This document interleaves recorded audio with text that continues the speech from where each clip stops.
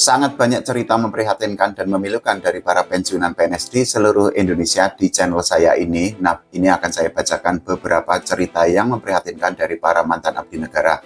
Pokoknya begini Bapak dan Ibu semua, kita sama-sama berjuang agar kesejahteraan para pensiunan PNS di seluruh Indonesia bisa lebih baik lagi.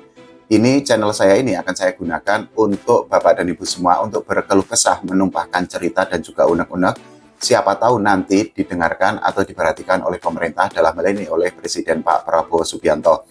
Logikanya menjadi gini Bapak dan Ibu semua, kalau kita hanya diam saja, tentu saja suara kita tidak didengar, karena ketika kita bersuara saja, ya belum tentu suara kita itu diperhatikan.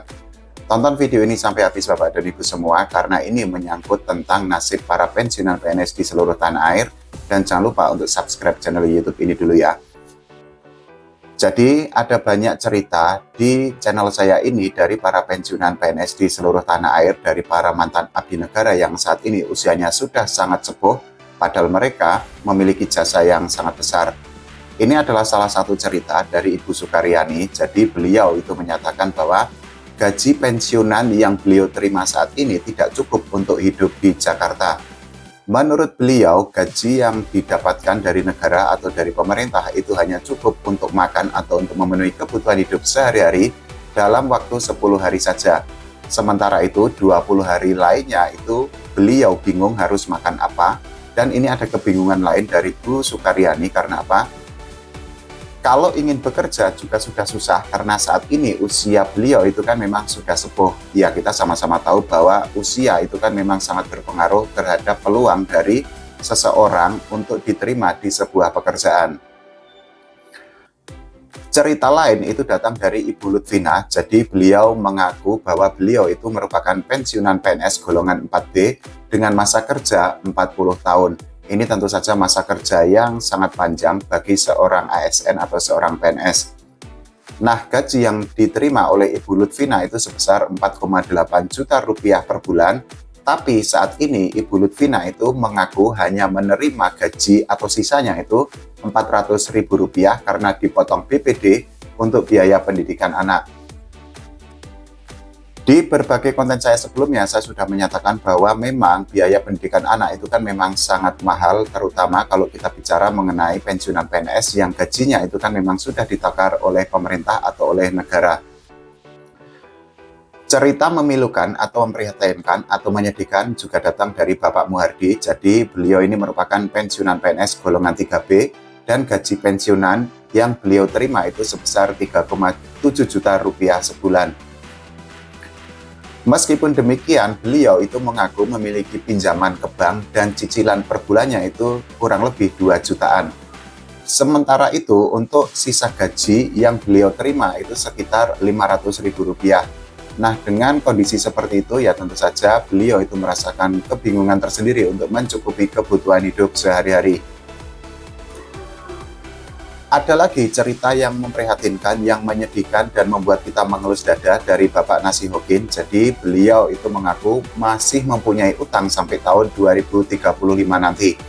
Itu artinya masih ada 9 tahun bagi Bapak Nasihokin untuk melunasi cicilannya.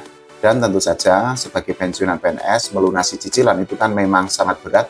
Di tengah saat ini fakta bahwa gaji bagi para pensiunan PNS di seluruh Indonesia belum dinaikkan oleh Presiden Pak Prabowo Subianto dan Wakil Presiden Mas Gibran Raka Buming Raka.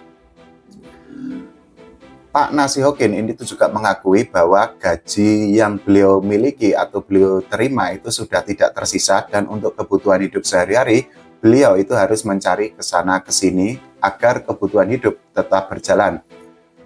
Pilihan lain yang dilakukan oleh Bapak Nasihokin itu adalah beliau akhirnya memutuskan untuk menggadaikan SK. Dan ini sekali lagi Bapak dan Ibu semua, menggadaikan SK itu kan bukan hal yang baru, bukan hal yang asing di tengah para pensiunan PNS, karena ya mereka masih harus terus melanjutkan hidup.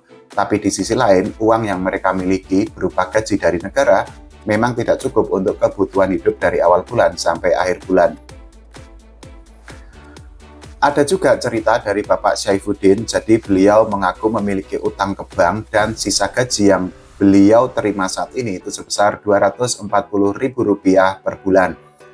Cicilan yang beliau miliki itu akan lunas ketika beliau itu usianya nanti 78 tahun. Perlu diketahui bahwa saat ini usia dari Bapak Saifuddin sendiri itu 69 tahun. Itu artinya selama 9 tahun ke depan Bapak Saifuddin itu masih harus terus mencicil atau terus melunasi utang yang beliau miliki ke bank. Sekali lagi, ini tentu saja merupakan fakta yang sangat miris, fakta yang tentu saja membuat kita harus menangis, harus berempati, karena para pensiunan PNS itu kan sudah sepuh, seharusnya sudah tidak perlu direpotkan dengan berbagai urusan duniawi, tapi ya ternyata nasib atau kesejahteraan para pensiunan PNS di seluruh Indonesia itu kan memang saat ini memang belum terjamin, atau mereka itu kan masih sangat susah untuk mendapatkan kehidupan yang lebih layak. Ada juga cerita dari Ibu Aisyah Maki, jadi beliau itu mengaku memiliki hutang di bank dan lunas pada tahun 2027 nanti. Ini masih mending karena beliau itu utangnya itu hanya tersisa 1 tahun. Tapi yang perlu digarisbawahi begini Bapak dan Ibu semua, menurut pengakuan dari Ibu Aisyah Maki, saat ini gaji tersisa yang beliau dapatkan setiap bulan itu hanya sekitar Rp956.000.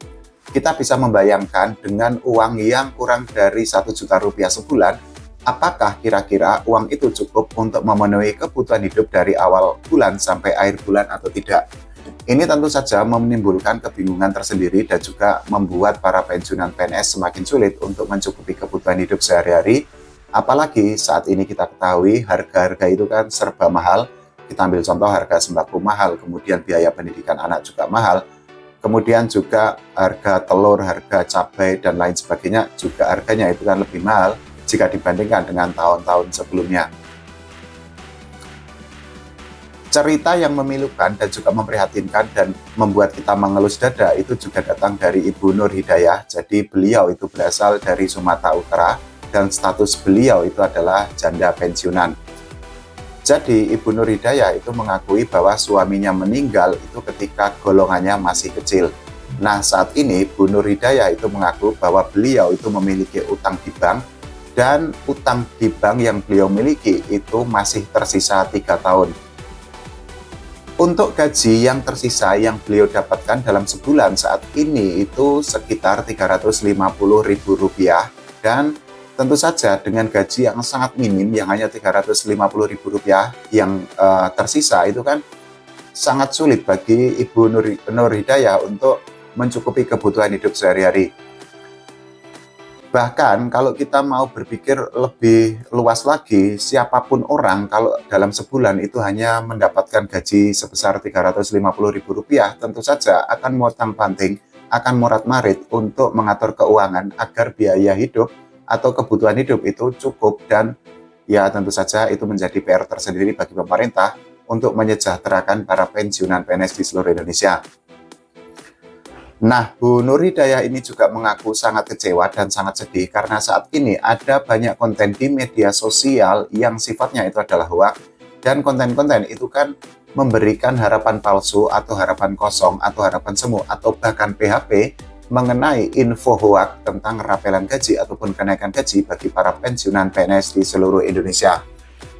Ini tentu saja sangat disayangkan karena apa? Bapak dan Ibu semua, para pensiunan PNS itu kan sudah sepuh, mereka juga memiliki jasa yang sangat besar, tapi ternyata sekali lagi ada pihak-pihak yang memanfaatkan keresahan, memanfaatkan kesedihan dari para pensiunan PNS di seluruh Indonesia untuk mendapatkan keuntungan pribadi.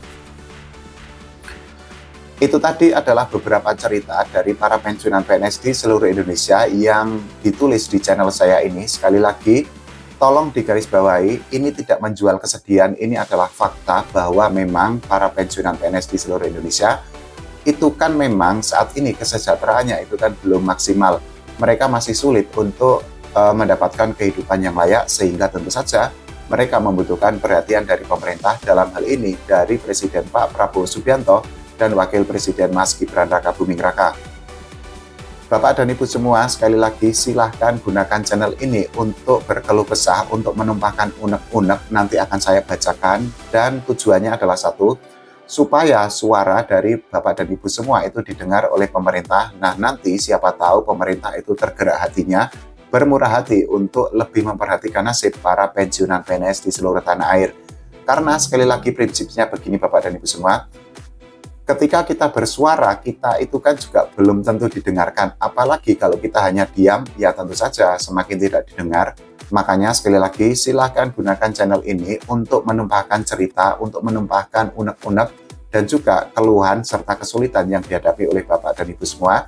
Nanti akan saya bacakan, akan saya buatkan kontennya untuk siapa tahu bisa dipantau atau didengarkan oleh pemerintah. Kalau menurut Bapak dan Ibu semua bagaimana? Kita sama-sama berdoa agar kesejahteraan para pensiunan PNS di seluruh Indonesia semakin baik. Oke, terima kasih Bapak dan Ibu semua.